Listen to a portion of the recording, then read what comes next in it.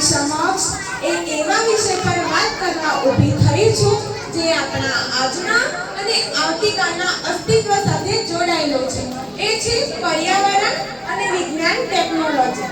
પર્યાવરણ અને વિજ્ઞાન ટેકનોલોજી એ બંને એક સિક્કાની બે બાજુ છે। આપણે ઘણીવાર એવું લાગે છે કે પર્યાવરણ અને ટેકનોલોજી એકબીજાના દુશ્મન છે।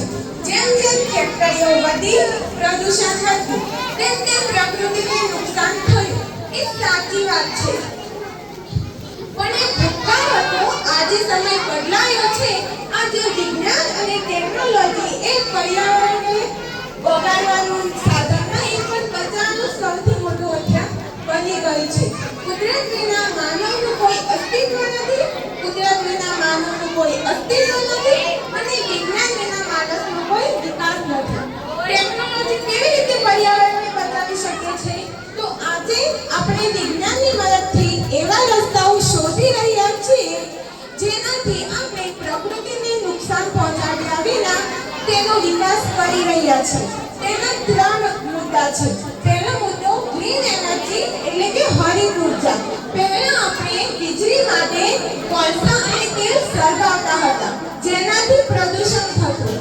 આજે સોલાર પેનલ એટલે કે સૌર ઉર્જા અને પવનચક્કી એટલે કે પવન ઉર્જા જેવી ટેકનોલોજીના કારણે આપણે પ્રદૂષણ મુક્ત વીજળી મેળવી શકીએ છીએ। બીજું છે ઇલેક્ટ્રિક વાહનો। રસ્તા પર ધુમાડા છોડતી ગાડીઓની જગ્યાએ હવે ઇલેક્ટ્રિક કાર અને બાઇક આવી ગયા છે, જે હવાને શુદ્ધ રાખવામાં મદદ કરે છે। ત્રીજું છે વેસ્ટ મેનેજમેન્ટ એટલે કે કચરાનો નિકાલ।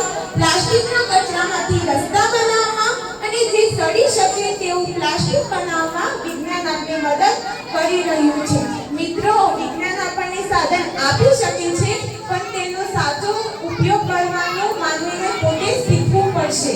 આપણી પાસે સ્માર્ટફોન અને એઆઈ જેવી ટેકનોલોજી હોય તો તેનો ઉપયોગ પર્યાવરણની જાગૃતિ ફેલાવવા માટે કરવો જોઈએ। આપણે ઇકો ફ્રેન્ડલી ટેકનોલોજી એટલે કે પર્યાવરણ અનુકૂળ તકનીકોને પ્રોત્સાહન આપવું પડશે। આપણે એવો વિકાસ કરવો જોઈએ જેથી આપણો આજ સુધારે અને આપણી આવતીકાલ એટલે કે આપણી પૃથ્વીને સુરક્ષિત રાખે।